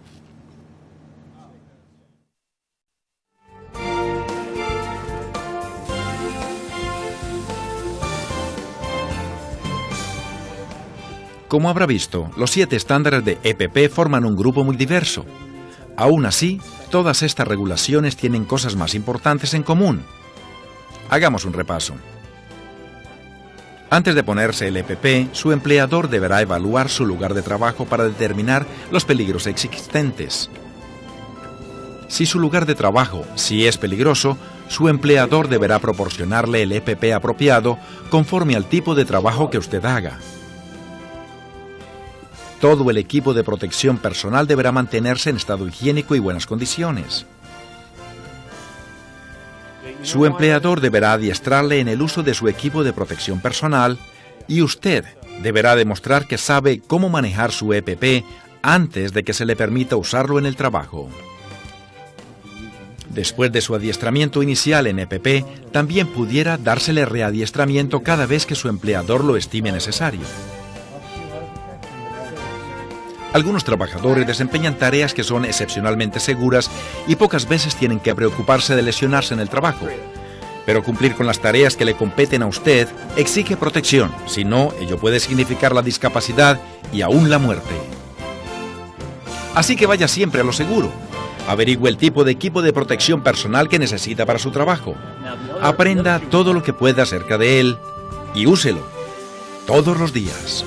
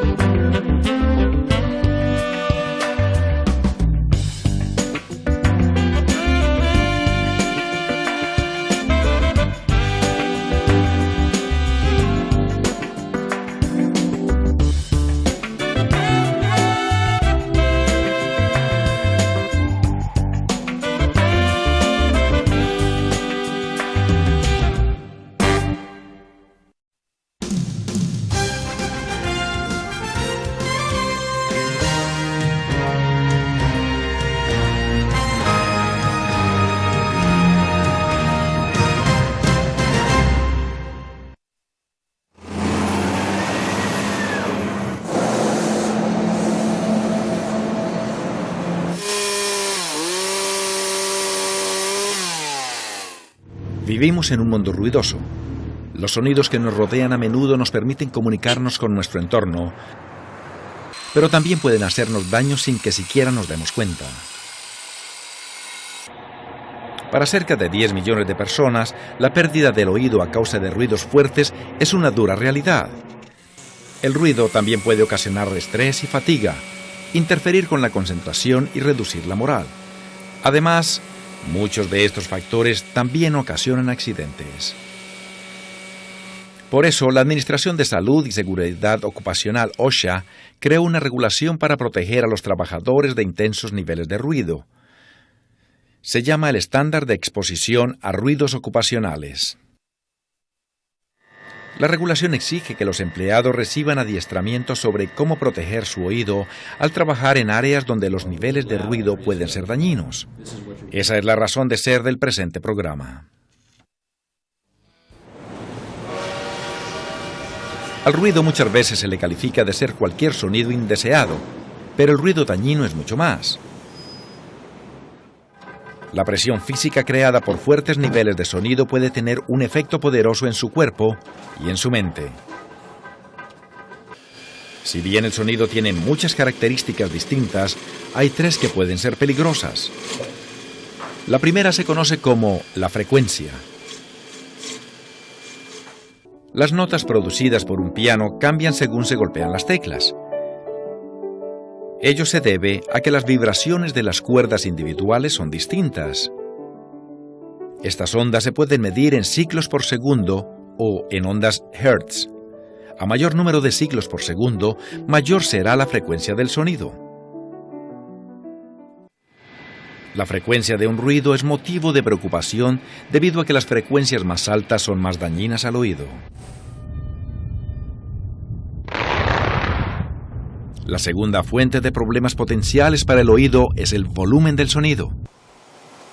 El volumen sonoro se mide a base de una escala matemática de unidades conocida como decibeles, o dB. Cada uno de estos incrementos representa un aumento notable en la potencia del ruido. Por ejemplo, un aumento de 3 dB significa duplicar la energía sonora. Pero debido a que el volumen se multiplica según asciende en la escala, un incremento de 10 dB significa multiplicar por 10 la potencia del sonido. La tercera característica potencialmente dañina del sonido es el tiempo que uno permanece en un espacio ruidoso. La duración del sonido se define según 3 categorías. El ruido continuo es un sonido prolongado con muy poca o ninguna variación. Los sitios de construcción de casas muchas veces tienen estos niveles de sonido intermitentes. En esta situación, los sonidos fuertes pueden ocurrir durante lapsos significativos, pero separados por pausas de relativo silencio. El ruido impulsivo dura menos de 1 segundo, pero generalmente es muy fuerte. Los ruidos que son fuertes y continuos son especialmente peligrosos para su oído. Cuando el nivel de fuerza del sonido alcanza un promedio de 90 decibeles durante el espacio de 8 horas, su oído estará en peligro. Según la regulación de exposición al ruido de la OSHA, ahí es donde usted debe tomar medidas para proteger su sentido del oído. El oído es un sistema delicado de amplificación, pero muy eficiente. Es más, incluso la electrónica moderna no se compara con el oído humano. El oído externo, la oreja, recoge las ondas sonoras que se sienten en un lugar. Estas entonces se conducen por el canal del oído hacia una membrana tirante, el tímpano. Cuando las ondas sonoras chocan con el tímpano, lo hacen vibrar. Estas vibraciones entonces se transmiten al oído medio. Hay en el oído medio 3 huesillos que amplifican la potencia del sonido unas 1000 veces en comparación con la onda sonora original.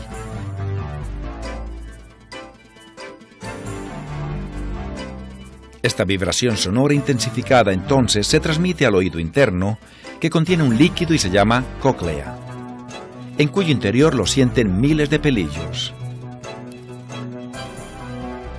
Finalmente, al vibrar estos pelillos, envían señales eléctricas al cerebro que las interpreta como sonido.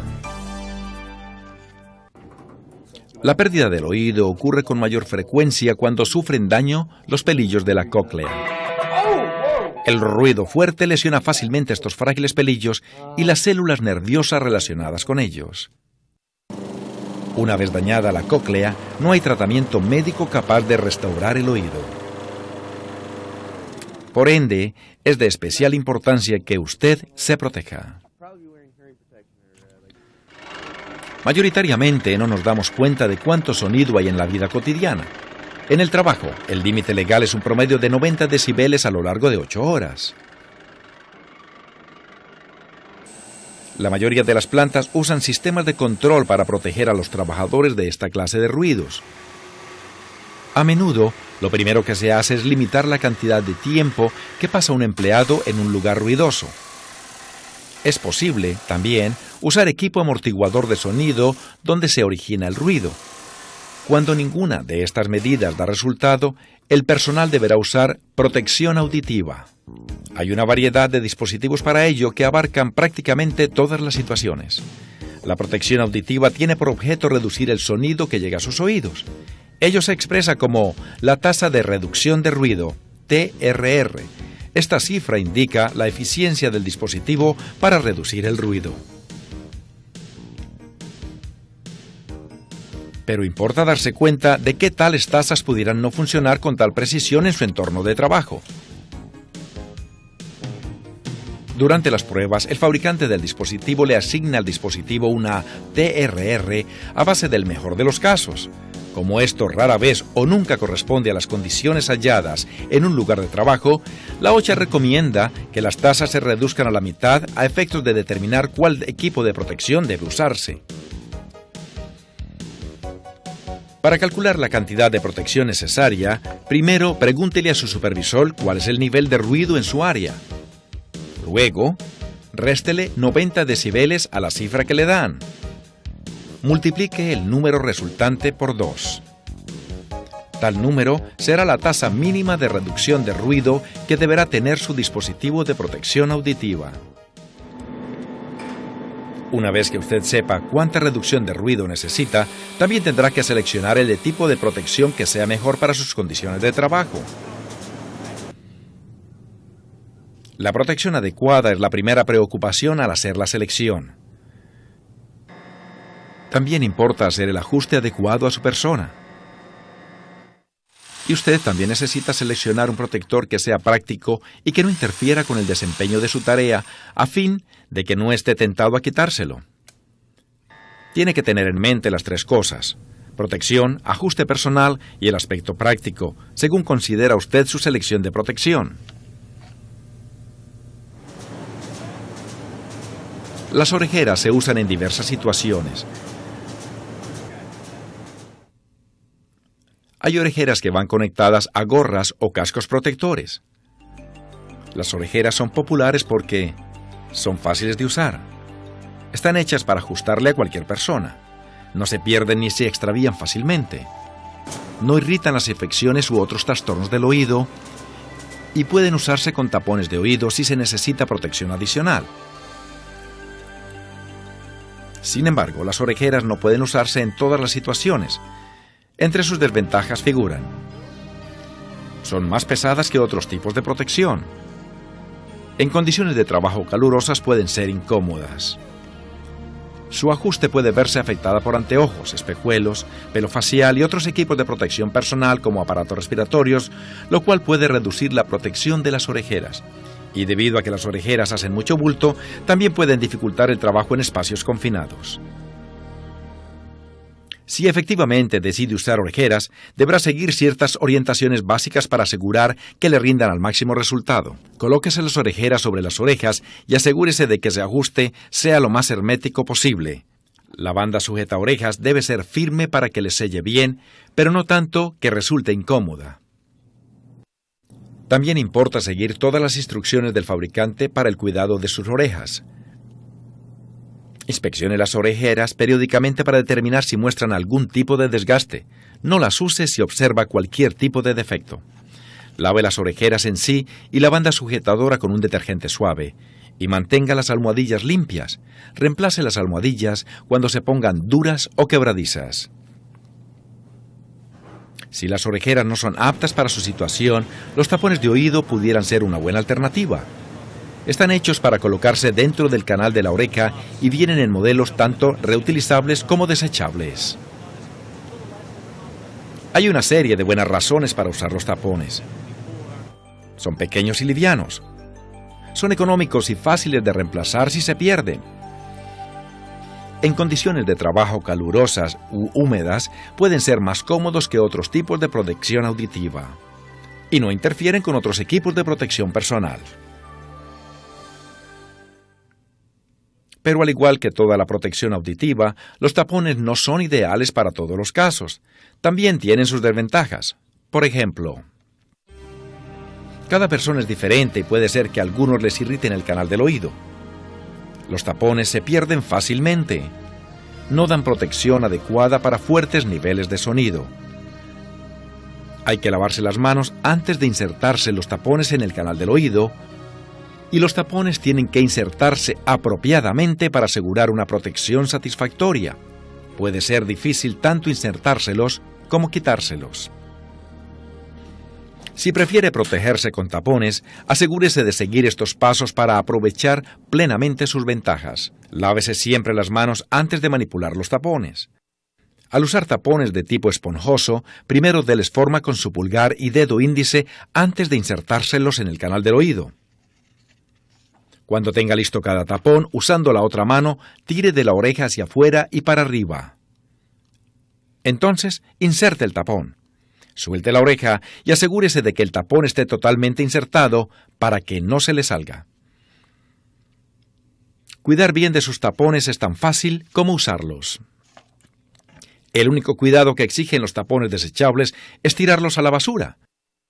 Nunca use tapones desechables más de una vez. Inspeccione periódicamente los tapones reutilizables a ver si tienen bordes dañados u otras señales de desgaste. No use tapones defectuosos ya que no le darán una protección tan buena. Mantenga limpios los tapones reutilizables para evitar infecciones y asegurar un ajuste personal adecuado. Lávelos con un cepillo de dientes y detergente suave.